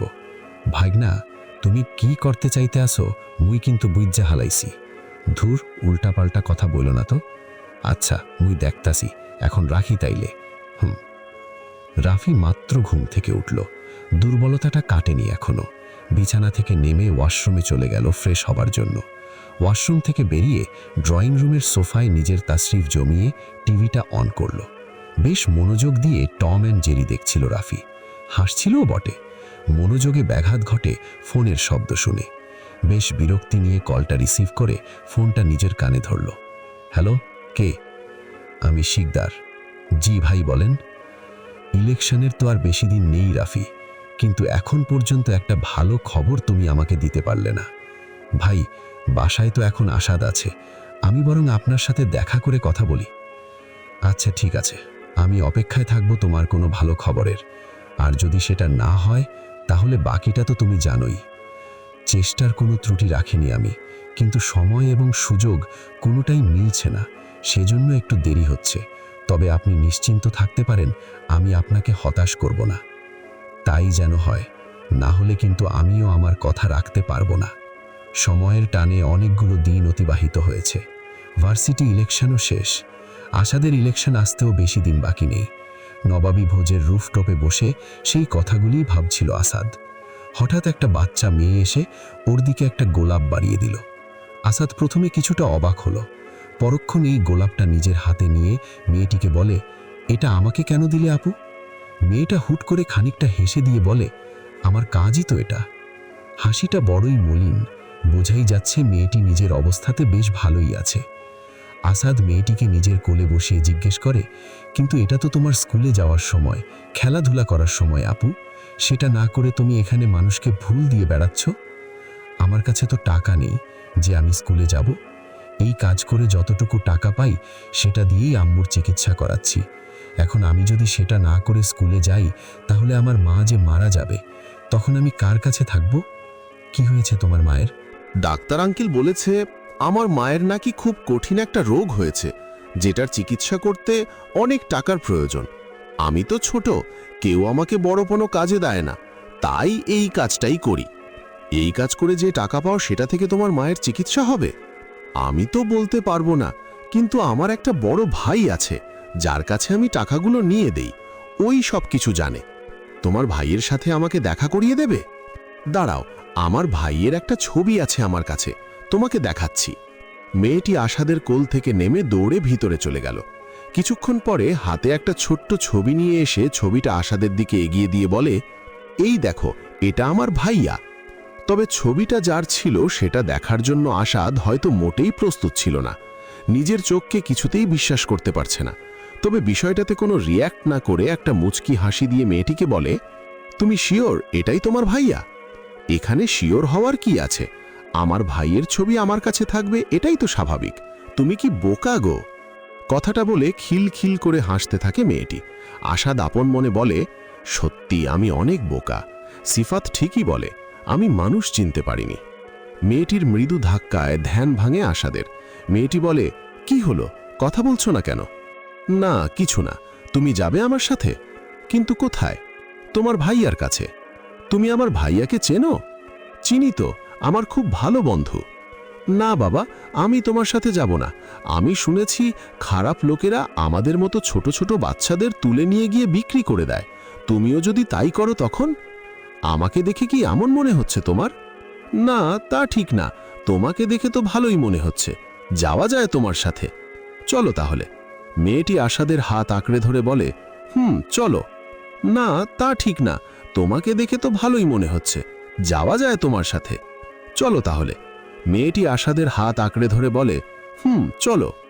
রাফি ক্রিকেট খেলার বেশ বড় একজন ভক্ত। খেলা চলাকালীন সময়ে দুনিয়া ওলটপালট হয়ে গেলেও রাফির কোনো হুঁশ থাকে না। ভাইয়া, একটা পরিচিত মেয়েলি কণ্ঠস্বরের আওয়াজে রাফি চমকে উঠল। পাশে তাকিয়ে দেখে তুলি দাঁড়িয়ে, মুখে বিরল হাসি। সোফা থেকে নেমে মাটিতে হাঁটু গেড়ে বসে বলে, তুলি, তুই এখানে কিভাবে এলি? অবাক হলি? আসাদ রাফির সামনে এসে দাঁড়িয়ে ধীর গলায় বলল কথাটা। রাফি বসা থেকে উঠে আমতা আমতা করে বলে, আসাদ, তুই? এক্সপেক্ট করিসনি, তাই না? অবশ্য না করারই কথা। আসলে ভাবিসনি কখনো এমন হতে পারে কি, তাই তো? ঠিকই ভাবতি, তবে আজকে ভাগ্যটা হয়তো তোর সাথে ছিল না, সেজন্যই আমার তুলির সাথে দেখা হয়ে গেল। তুলিকে আমি অনেক দিন দেখতে চেয়েছি, এমনকি তোর গ্রামেও যেতে চেয়েছি, কিন্তু তুই আমাকে দেখাসনি, এমনকি তোর বাড়িতেও নিয়ে যাসনি। কেন করেছিলি সেগুলো? যাতে নিজের বোনকে নিয়ে ব্যবসা করতে পারিস? রাফি উচ্চ গলায় বলে, কি সব যা তাতা বলছিস? ব্যবসা মানে কি? হ্যাঁ, ব্যবসা নয় তো কি? যে বয়সে মেয়েটা স্কুলে যাবে, খেলাধুলা করবে, তা না করে ও কি করছে? রেস্টুরেন্টে মানুষকে ফুল বিলাচ্ছে। বাহ, কি অসাধারণ চিন্তা ভাবনা তোর! এতই যখন টাকার দরকার ছিল তো আমাকে বলতি, আমি দিতাম। নিজের বোনকে দিয়ে সব না করালেও পারতি। আমার 5-10 হাজার টাকার দরকার ছিল না যে তোকে বলবো। আমার দরকার লাখ টাকার, না হলে আমার মাকে আমি হারিয়ে ফেলব। কি হয়েছে আম্মুর? 2টো কিডনিই নষ্ট হয়ে গেছে। ডাক্তার বলেছেন প্রতিস্থাপন করা নাকি সম্ভব না। বাঁচিয়ে রাখার একমাত্র উপায় হলো ডায়ালিসিস, যেটা প্রতি মাসে 2 বার করে করতে হবে। এত টাকা আমি কোথায় পাব? হাসালি রে রাফি, যাকে আমি মা বলে ডেকেছি তার এত বড় একটা অসুখ হয়েছে, আর সেটা তুই আমাকে একবার বললি না পর্যন্ত। তোর শুধু টাকার দরকার? আমি জীবন দিতেও ভাবতাম না। তোকে একটা কথাই বলবো, তুই সত্যি আমার যোগ্য একজন বন্ধু। তোর মতো বন্ধু পেয়ে আমি ধন্য। রাফি নিজের চোখের পানি ধরে রাখতে পারছে না। আসাদকে শক্ত করে জড়িয়ে ধরে বলে, মাফ করে দে আমাকে, সত্যি আমি বুঝতে পারিনি। জানিস, আমি না বুঝে কত বড় একটা অন্যায় করতে যাচ্ছিলাম। আসাদ রাফিকে নিজের থেকে ছাড়িয়ে নিয়ে বলে, কিসের অন্যায়? আমি সিকদারের সাথে হাত মিলিয়েছিলাম। সিকদার বলেছিল তোকে মারতে পারলে আমাকে 5 লাখ টাকা দেবে। আমার মাথা ঠিক ছিল না রে, আমি ওর প্রস্তাবে রাজি হয়ে যাই। তখন আমার মাথায় শুধু টাকার চিন্তাই ছিল, অন্য কিছু ভাবার অবস্থায় আমি ছিলাম না। আসাদ মুচকি হেসে জবাব দিল, সিফাত একটা কথা প্রায়ই বলে, শুনেছিস তো? আমি নাকি রাজনীতির রও বুঝি না। এখন মনে হচ্ছে হি ইজ রাইট। আমি বোকা, আসলেই বুঝি না কিছু। রাজনীতি আমার জন্য না, আজকে সেটা তুই বুঝিয়ে দিলি। শুক্রিয়া আমাকে রাজনীতি শেখানোর জন্য, আমি কৃতজ্ঞ। আসাদ, শোন। রাফির সম্পূর্ণ কথা না শুনেই আসাদ তুলিকে নিয়ে বেরিয়ে যায়। আসাদ বাইক চালাচ্ছে, আর তুলি পিছন থেকে শক্ত করে জড়িয়ে ধরে আছে আসাদকে। এক পর্যায়ে আসাদ প্রশ্ন করে, আম্মু কোন হাসপাতালে ভর্তি আছে জানো আপু? জানি তো, আনোয়ার মেডিকেলের 3 তলার 312 নম্বর রুমে। বাহ, তুমি দেখি সব জানো। জানবই তো, আমি কি আর ছোট আছি নাকি? আমি বড় হয়ে গেছি না? অনেক বড় হয়েছ। আচ্ছা, তুমি আর ভাইয়া তখন রেগে রেগে কথা বলছিলে কেন? ভাইয়া কি কোনো ভুল করেছে? না, তোমার ভাইয়া কোনো ভুল করেনি, ভুল আমি করেছি। কি ভুল করেছো তুমি? তোমার আম্মুকে আমি নিজের আম্মু ভেবেছি, এটাই আমার ভুল। এটা ভুল কিভাবে? এটা তো ভালো, আমার এখন 2টো বড় ভাইয়া আছে। আসাদ তুলির কথায় কোনো জবাব না দিয়ে নীরবে একটা মুচকি হাসি দিল। আম্মু, আম্মু দেখো কে এসেছে। তুলির ডাকে ঘুম ভাঙে সেলিনা বেগমের। মিটমিট করে তাকিয়ে দেখেন তুলি ওনাকে ডাকছে, আর পাশে আসাদ দাঁড়িয়ে। আসাদকে দেখেই ওনার মুখ জুড়ে হাসি খিলখিল করে ওঠে। একটা হাত আসাদের দিকে বাড়িয়ে দিলে আসাদ হাতটা আঁকড়ে ধরে। উনি কর্কশ গলায় বলেন, জানো, আমি রাফিকে কতবার বললাম আসাদকে নিয়ে আসিস, আসাদকে নিয়ে আসিস। ও শুধু বলে তুমি নাকি অনেক ব্যস্ত, আসতে পারবে না। তুমিই বলো, মায়ের সাথে দেখা করতে এলে কি ব্যস্ততা থাকে? আসলে আমি দেশের বাহিরে ছিলাম, তাই আসতে পারিনি, কিন্তু এখন থেকে প্রতিদিন এসে তোমার সাথে গল্প করে যাব। আসাদের কথা শুনে সেলিনা বেগম আনন্দের হাসি হাসলেন। সে কি হাসি! মায়ের মুখের হাসির কাছে হয়তো দুনিয়ার সব সুখ তুচ্ছ। অন্যদিকে আসাদের কথা শুনে সেলিনা বেগম আনন্দের হাসি হাসলেন। সে কি হাসি! মায়ের মুখের হাসির কাছে হয়তো দুনিয়ার সব সুখ তুচ্ছ। অন্যদিকে সিফাত প্রাপ্তির সামনে বসে আছে, হাত বাঁধা পা বাঁধা অবস্থায়, বেশ অসহায় প্রাপ্তি। এক মনে সিফাতের দিকে তাকিয়ে আছে, চোখ দিয়ে গিলে ফেলার উপক্রম। সিফাত নিজের চেয়ারটা হাত দিয়ে আরেকটু সামনে টেনে নিয়ে প্রাপ্তিকে বলে, কেমন আছো? প্রাপ্তি গলা ফাটিয়ে উত্তর দিল, মজা নিচ্ছিস তুই আমার সাথে? হাত পা খোল আমার, জানে মেরে দিব একদম। উফ, কি তেজ! সত্যি অসাধারণ একটা চরিত্র তুমি। তোমার তো রাজনীতিতে থাকা উচিত। আমার কি মনে হয় জানো, আসাদ ভুলে রাজনীতিতে চলে এসেছে। ওর জায়গায় তুমি হলে হয়তো এতদিনে অনেক সফলতা অর্জন করতে পারতে। তুই কিন্তু এবার বেশি বাড়াবাড়ি করছিস। আমাকে এভাবে বেঁধে রাখার কারণ কি? তোর কোন পাকা ধানে মই দিয়েছি আমি? শুধু শুধু আমার পথের কাটা কেন হচ্ছিস? Good question. উত্তরটা হলো, তুমি আমার কোনো পাকা ধানে মই দাওনি, তবে আমার ভাইয়ের পাকা ধানে মই দিয়েছ। আর নিজের ভাইয়ের ক্ষতি কিভাবে সহ্য করি বলো? কে তোর ভাই? কেন, আসাদ? 2 দিন আগে পরিচিত হওয়া একটা ছেলে তোর ভাই? How funny! আগে কি কমেডিয়ান ছিলি নাকি? তা ঠিক না, তবে তুমি আসাদকে মারার জন্যে যে জগতে পা দিয়েছ, সেই জগতের বাদশা আমি। মানে? মনস্টারির নাম শুনেছ কখনো? আন্ডারওয়ার্ল্ডের মাস্টার। না শোনার কি আছে, তবে কেউ নাকি কখনো দেখেনি ওনাকে। সামনে আসলে না দেখবে। মনস্টার নামটা শুধু শুধু সবাই ভয় পায় না। মনস্টার একটা ব্র্যান্ড। মনস্টার নামটা ভালো মানুষদের জন্য যেমন আনন্দের কারণ, ঠিক তেমনি খারাপদের জন্য ভয়ের আভা। তোমার কাছে ছোট্ট একটা প্রশ্ন, যদি মনস্টার তোমাকে এখন মেরে ফেলতে চায়, তাহলে তুমি কি করবে? হাসালি, আমাকে মারতে এলেও নিজেই ফেরত দিতে পারবে না, জিন্দা কবর দিয়ে দেব। তাই কোনো সন্দেহ আছে? Yeah obviously. মনস্টারকে এনে দে, তোর সন্দেহ দূর করে দেব। এই তো সামনে বসে আছি, মারো। সিফাতের কথায় হতভম্ব হয়ে যায় প্রাপ্তি। প্রাপ্তির মুখে এমন কোনো কথা হয়তো ও আশা করেনি। করবেই বা কিভাবে? 2 দিন আগে আসা একটা ছেলে, যে কিনা আসাদের ছায়াতলে পড়ে থাকত, সে নিজেকে মনস্টার পরিচয় দিচ্ছে। সেই মনস্টার, যার নামে সম্পূর্ণ আন্ডারওয়ার্ল্ড চলে, যাকে কেউ কখনো চোখে দেখেনি। হঠাৎ কেউ এসে নিজেকে মনস্টার বলে দাবি করলে চমকানোটা তো স্বাভাবিক। প্রাপ্তি খানিক অট্টহাসি হেসে বলে, তোর কি মনে হয় আমি এখন মজা করার মুডে আছি? তোর কমেডি তুই সার্কাসে গিয়ে শোনাবি, অনেক ইনকাম হবে, তবে আমাকে নয়। মুখে একটা মুচকি হাসির রেখা টেনে বলে, if you think you are good at politics, then you should know one thing, I am the maker of roast politicians. Sifat বসা থেকে উঠে পকেট থেকে একটা সুইচ গিয়ার বের করে বলে, this is for you. I don't think that I should waste a bullet on you to an ungrateful person. ব্লেডের ধারটা অতিরিক্ত ছিল। প্রাপ্তির গলায় ছোঁয়ানোর সাথে সাথেই রক্ত বের হতে শুরু করে চুইয়ে চুইয়ে। সিফাত একটানে ব্লেডটা সরিয়ে ফেলে প্রাপ্তির গলা থেকে। ছটফট করতে করতে প্রাণ হারায় প্রাপ্তি। রুম থেকে বেরিয়ে যেতে যেতে সিফাত মামাকে বলে, মামা, হ ভাইগনা, ক লাশের সাথে কি করতে হবে আশা করি জানো তুমি। হেইয়া বা কইতে, লাশটারে কুচি কুচি কইরা মুই তোমারে ছবি পাঠাই দিমু আনে, তুমি যাও। সিফাত কোনো উত্তর না দিয়ে হেসে হেসে বেরিয়ে গেল। ন্যাশনাল পার্কের একটা বেঞ্চিতে বসে আছে আসাদ এবং সিফাত। আসাদ সিফাতের দিকে তাকিয়ে জিজ্ঞেস করে, আমাকে এখানে আনলি কেন? কিছু কথা বলার জন্যে। সেটা তো বাসায়ও বলা যেত, এত দূর আসার কি দরকার ছিল? দরকার আছে বলেই তো আসলাম। আচ্ছা বল, কি কথা? তোর রাজনীতিতে আসার কারণ জানতে চাই আমি। শুনবি? বল। আমার বাবা একজন স্বনামধন্য এমপি ছিলেন। আমি তখন অনেক ছোট। আমার পরিবারে আমি, আমার একটা বড় ভাই, আব্বু আর আম্মু ছিলাম। ছোট হওয়ার সুবিধার্থে আদর অনেকটা বেশিই পেতাম বড় ভাইয়ের তুলনায়। তো একদিন সকালে আমি বায়না ধরি ঘুরতে যাব বলে। বাবাও উপায়ন্তর রাজি হয়ে যায়, কারণ সেদিন ওনার কোনো কাজ ছিল না। তাই আমরা 4 জন মিলে চলে আসি গাজীপুর ন্যাশনাল পার্কে। ঠিক এইখানটাতেই বসেছিলাম আমরা। অপোজিশন পার্টির চেয়ারম্যান ছিলেন আসলাম শিকদার।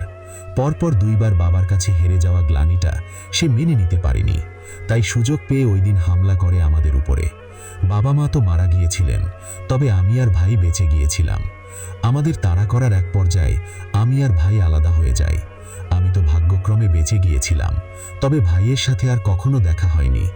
আমি তো এটাও জানি না যে ও বেঁচে আছে কিনা। এটাই আমার জীবনের ছোট্ট একটা গল্প, আর এই গল্পটাকে সমাপ্ত করতেই আমার রাজনীতিতে আসা। আসলাম শিকদারকে মারাই আমার মূল লক্ষ্য। হ্যাঁ, মারতে তো আমি এখনই পারি যদি চাই, তবে না, ওকে আমি পাওয়ার দিয়েই মারব। কাঁটা দিয়ে কাঁটা তোলা, মজার বিষয় হলো আমি যাকে সবচেয়ে বেশি বিশ্বাস করতাম সেই রাফিই আমাকে সিকদারের সাথে হাত মিলিয়ে মারতে চেয়েছিল। রাজনীতি বিষয়টা কি জানিস? মনে কর আমার এক হাতে 1 কাপ চা আর অন্য হাতে একটা বিস্কুট। 1 কাপ চায়ের আমি একটু খেলাম আর বিস্কুটটাকেও একটু খাওয়ালাম। এটা হলো মানবতা। এবার সেই বিস্কুটটাকেই আমি খেয়ে ফেললাম। এটা হলো রাজনীতি। রাজনীতিতে নিজের ছায়াকেও বিশ্বাস করতে নেই। সেটা হারে হারে টের পাচ্ছি।